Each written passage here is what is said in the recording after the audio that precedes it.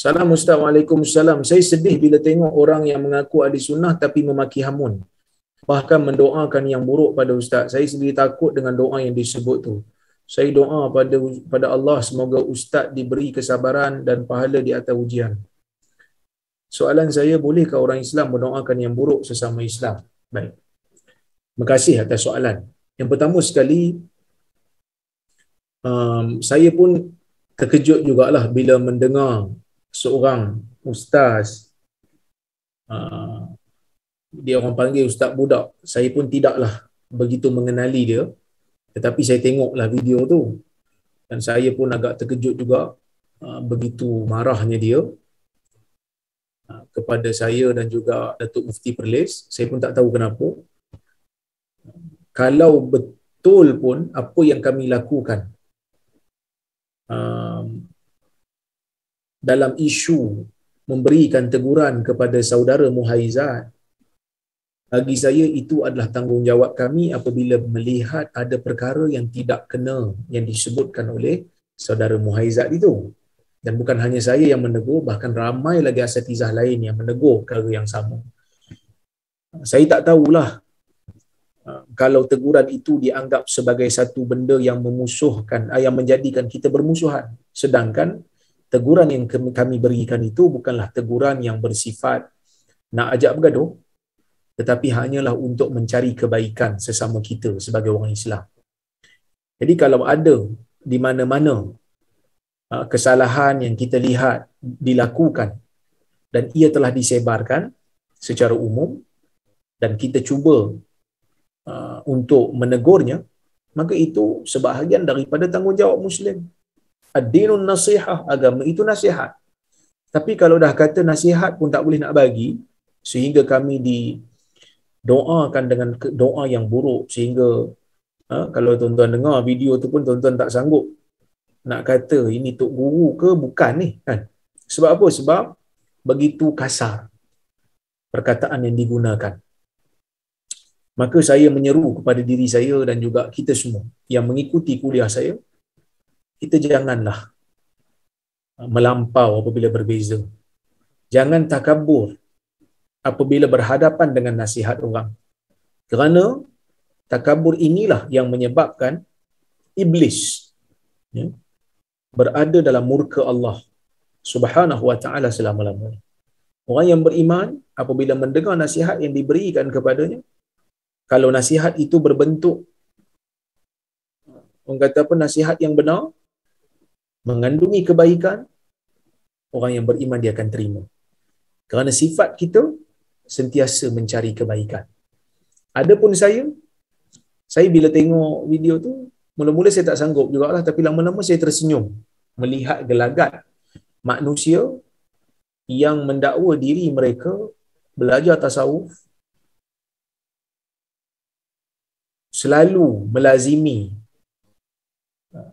kuliah-kuliah teori yang berkaitan dengan jiwa, tetapi bila masuk bab berbeza pendapat, berbeza pandangan, nasihat menasihati, begitu buruknya akhlak mereka, begitu buruknya mulut mereka apabila berbicara dan mengecam golongan yang menegur dan memberikan teguran, memberikan nasihat. Ada orang cakap juga pada saya, kamu ni tak ada kerja lain, asyik nak debat saja, asyik nak ajak orang dialog saja, asyik ajak orang debat saja. Pertama tuan-tuan,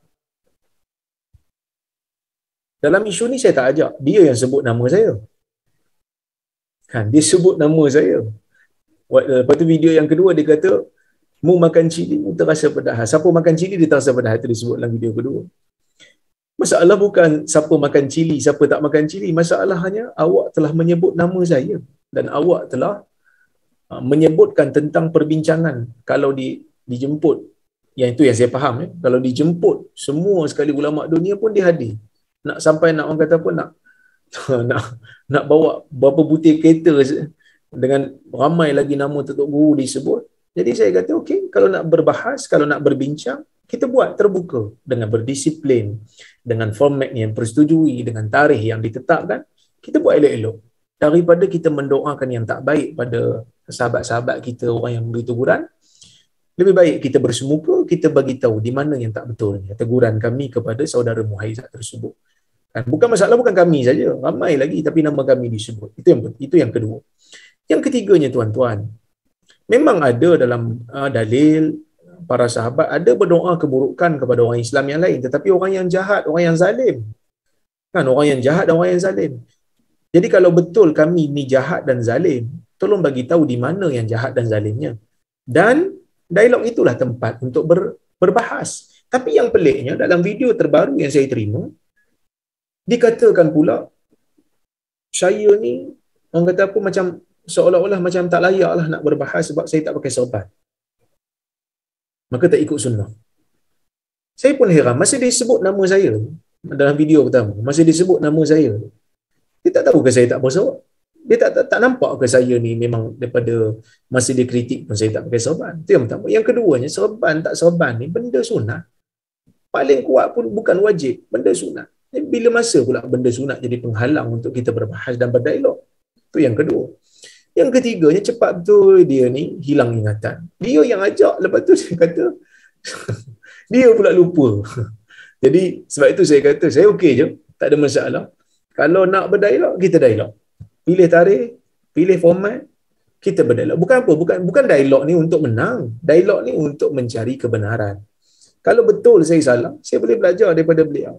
Dan kalau saya dapat menegakkan hujah saya, maka terimalah seadanya. Kan? Tapi yang tak lalunya tu disebut perkataan-perkataan yang jelek, perkataan-perkataan yang saya tak tahulah adakah layak seorang yang digelar sebagai orang kata apa, ustaz mengeluarkan perkataan yang begitu.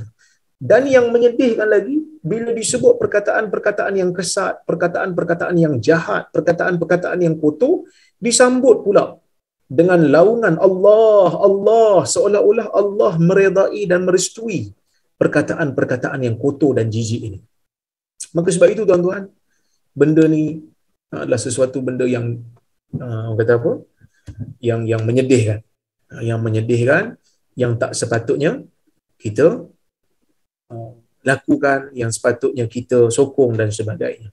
Ramai jugalah yang bagi bila orang kata apa, bila saya terima je dialog, jemputan dialog tu, hantar mesej kat saya dengan memberikan perkataan-perkataan yang kotor, mengutuk saya, mengatakan saya anak dajjal dan sebagainya.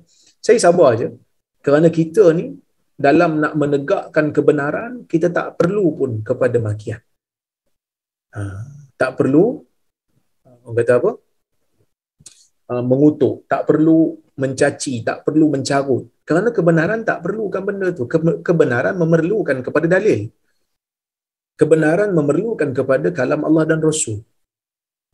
Itulah kebenaran dalam agama. Tapi peliknya, mereka-mereka ini, puak-puak mereka ini, ketika mana kita menganjurkan untuk diberitahu kepada orang awam dalil, mereka bukan main lagi mengatakan tidak layak, tak perlu tahu dalil. Sampai ada yang nak lempang bawa orang tanya dalil. Tapi dalam bab maki ni, boleh pula orang awam dengar makian dan kutukan daripada mereka, sedangkan makian dan kutukan itulah yang sepatutnya orang awam tak payah dengar. Patutnya maki, kutuk, mencarut, itu yang orang awam tak payah dengar. Awak pergi mencarut seorang-seorang kat rumah sudah. Tapi bab maki, bab carut, boleh pula orang awam dengar. Tak adakah itu baik? Itu tak baik, tuan-tuan. Wallahu'alam. Baik.